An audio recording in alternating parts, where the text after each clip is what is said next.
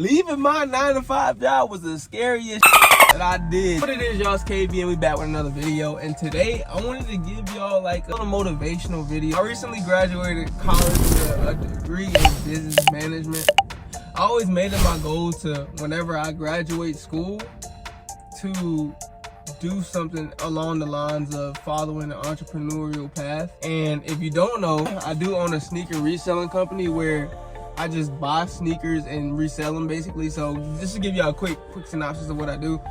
Say if you had some shoes that you wanted to sell and I felt like I could make some money off of them, I would negotiate a price with you to buy the shoes from you and then sell it, whether it be eBay, Facebook Marketplace, in person. Y'all get it, right? Me and my brother, we basically built up a business where we would resell sneakers and it made good money. It still makes pretty decent money, but we would do that consistently, and I just made it to a point where I was like, you know what, I'm gonna take this full time, and whenever I graduate from my school, my degree and whatnot, I'm gonna go out on that limb and, you know, basically just take reselling to a full-time job, make it into a full-time job. While building this company, or while building this business, I worked at Costco. Costco is basically a warehouse, a wholesale warehouse. It's a 9-to-5 job basically, but they had amazing benefits. It's a good place to work, and they paid me a great salary, well, a decent salary. This is really how I knew it was time for me to leave my job, my 9-to-5 job. Then I worked for 5.5 years, right? I would go in here, clock, like, and mind you, like, I had one of the better 9-to-5. I had probably one of the best 9-to-5 jobs you could have, especially a college student. But I worked at Costco, and everyone knows at Costco, everyone knows who worked at Costco that they pay you great money. When I resigned, I was making at least $22 an hour, and I wasn't even maxed out. You maxed out at like $26 an hour. Now, mind you, I know most of y'all thinking like, bro, that's not really a lot of bread, but for the things that you were doing, bro, I would literally go to work and push carts all day. Yes, that shit is not fun, but it's easy. It's easy money. That's super easy money. And if you don't see that, you crazy. What really got me thinking that maybe having this job isn't for you is I would go to work and I would see everybody else around me, they having fun throughout the day, and I'm literally clocked in from 10 o'clock to 6:30 p.m. Before then, I was working 2:30 p.m. to 11 p.m. I wasn't working those shifts until I finished college, but even before then, when I was working in college and going to class, bro, I would have class from, I want to say 8 a.m. to around 3:30 p.m. And then I would go work from 5 to 11. Like, that's no life. If you think about it, if you really think about it, if you had a side hustle that you wanted to build, if you had a business or a company that you wanted to start, you don't have any time to dedicate toward that company, bro. You just don't. It's terrible. It honestly is terrible, but at that time period, I had to do what I had to do. You know what I'm saying? But that's another reason why I'm not encouraging you to leave your job. I'm just motivating you to leave if you feel like it's time to leave. Because the amount of time you give to your company that you're working for, think about if you were in a position where you could give this exact same time to your own business. Where do you think your business would be? If you think it's possible, it is possible as long as you believe it. My plan was, after I graduated college, after I walked across the stage, I was going to quit my 9-to-5 job and basically take my sneaker reselling business to the next level. Was 2023. So I graduated in 2022. I quit my job December 15th of 2022, and then 2023 was the full year of me actually sneaker reselling full time. Now, I will say this, before I even left my job, I had it made up in my mind that I'd rather make $35,000 for myself than to make $60,000 working under somebody else. Bro, what are you talking about, man? Now, that I know that sounds insane. Like, I would rather, but this goes to show how serious I was about it. I'd rather make $35,000 for myself than to make $60,000 under somebody else. I'm not doubting anyone. I'm not downing anyone for wanting to work a job that consists of you working under somebody. Bro, I understand it. Times is hard, bro.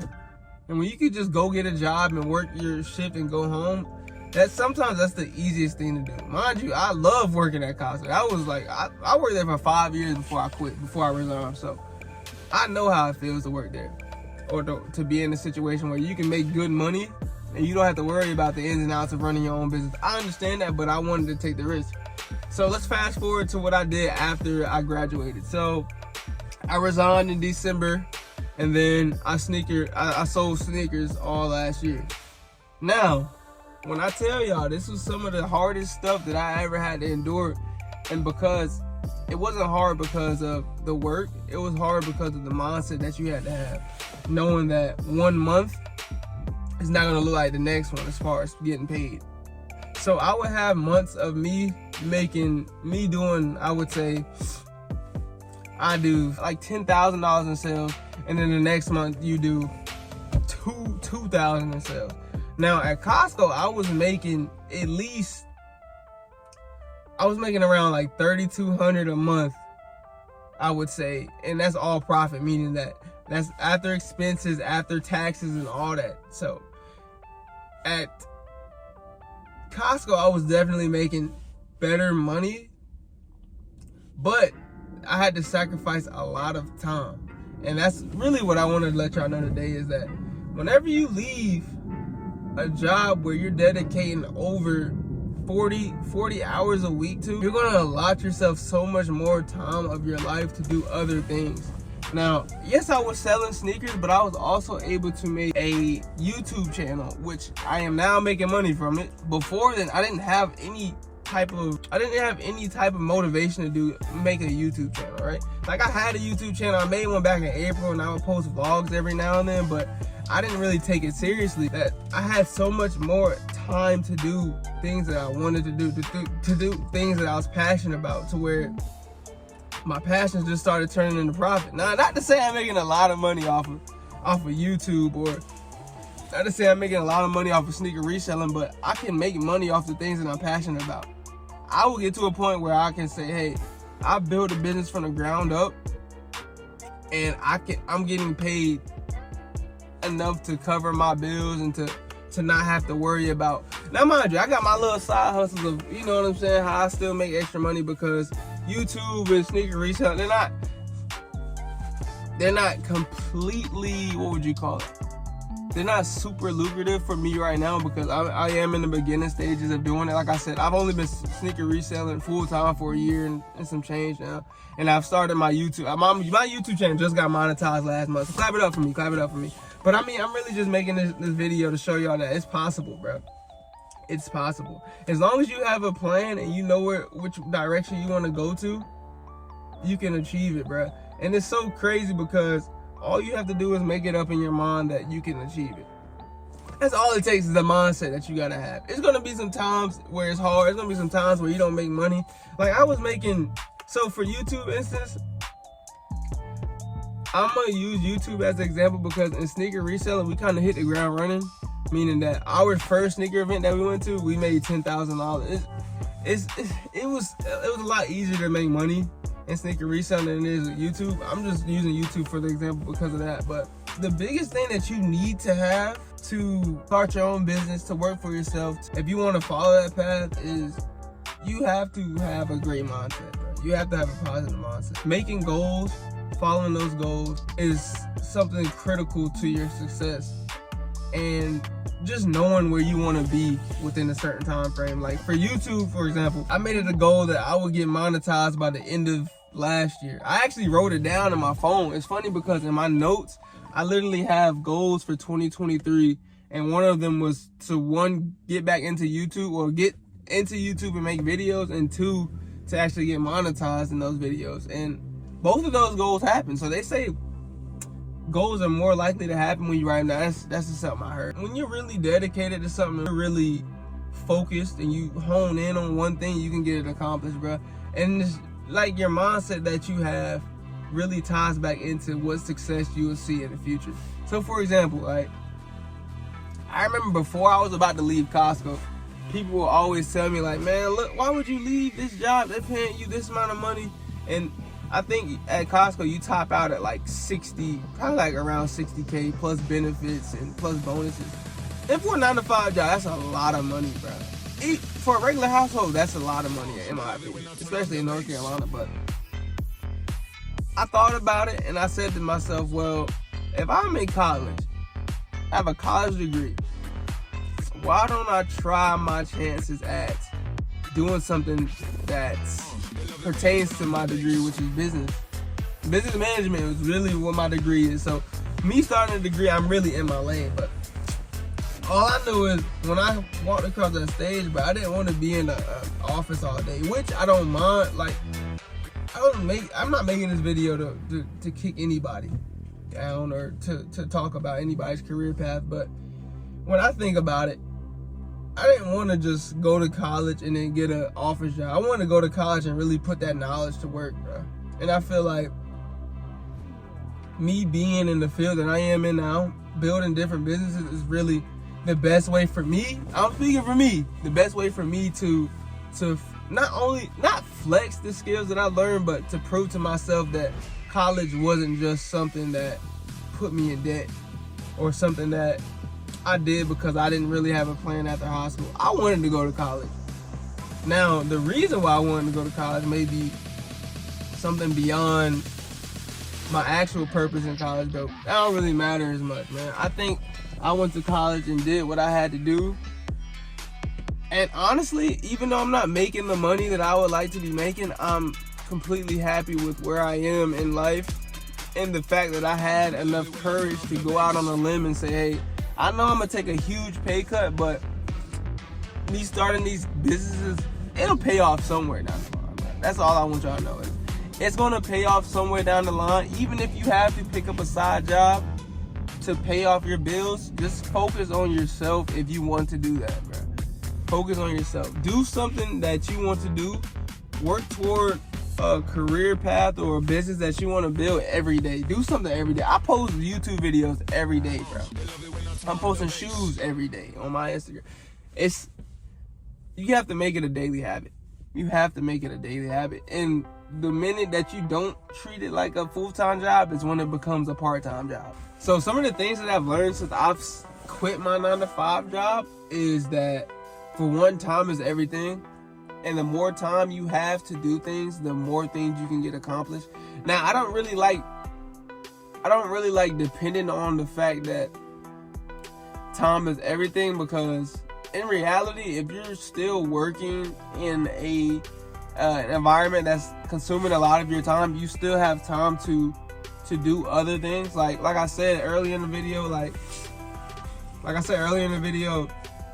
even though I was in school and even though I was working at Costco, I still had time to work my sneaker reselling company. And if I made the excuse of, oh, well, I'm dedicating so much time to school and Costco that I don't have time to make or to build my business, I wouldn't have been able to leave my job and do a full year of sneaker reselling and ultimately building up my company. So that's one thing that I would say. Another thing is that I learned that Nipsey Hussle said, never let a hard time humble us. Never let what you're going through define you as a person, and never let it define how you feel about yourself. I said, bro, I wasn't making anywhere near as much money as I was making at Costco doing what I do now. But I understand that these things take time. The process is what matters. Success comes through consistency and having the positive mindset and motivation to achieve things. The third thing is that don't be too dependent on one thing. One of the processes that I've struggled with a lot working my job is that everybody knows during COVID, people were losing jobs left and right. That's really what motivated me to start selling shoes, is that we're getting dropped from their jobs, laid off, because the economy was just not in a good state. And I wanted to put myself in a situation where I didn't have to depend on someone to pay my bills or to give me work so I can pay my bills, you know what I'm saying? And I am the only one that can be in control of that. That's really, it's I guess you could call it a freedom thing. I wanted to be free of all leashes, of all chains. One thing I want to say before I even get off of here is, like I said in the video, bro, make your own personal goals and stick to those goals, bro. Make short obtainable goals. So, for example, if one of your goals is to make a YouTube channel, make one of your short-term goals to post your first video this week or something like that. Short goals, short obtainable goals are what's going to get you to those bigger goals, right? Just keep working your way up, keep working your way up, keep working your way up. Like I started with that. I started with that goal. I was like, I want to make a YouTube channel. Okay, I'm gonna post my first video today. Boom, check mark that. So fast forward a couple months after I get like deeper into my YouTube channel and I kind of figure out what I want to do as far as what I want to post, I made another goal. Well, I'm gonna make a short every day for 30 days straight. I made a YouTube short. If you don't know what a YouTube short is, it's basically a short form. It's like a TikTok video. It's a short form video. It's under 60 seconds. It's at or under 60 seconds. So I made shorts for 30 days straight. The next month I was like, all right, well, since I got that, and mind you, like, I'm still building up. So my month before I made 30 shorts in 30 days. The next month I did 30 videos in 30 days. And then I would add in some shorts. So I had 30 videos in November, I believe it was. And then some of those videos came with shorts, some didn't. So I didn't want to burn myself out. December I tried posting every day, but I think I missed maybe 1 or 2 days. But mind y'all, like, just doing these things every day, making it a habit will help you in the long run. So now it doesn't even feel like work when I post a video. Now it just feels like something that's a part of my daily schedule. And that's because I've already built the habit of it. And I've been doing it for around 3 to 4 months. That's just a little something for y'all, man. I know it's off of, this is not really what y'all used to seeing me do. If you're new to my channel, hit that like button, hit the subscribe button, comment in the section, what do you want to do in 2024? What are your 2024 goals? All that good stuff, man. Remember to love yourself and nobody with y'all. Peace and chicken grease.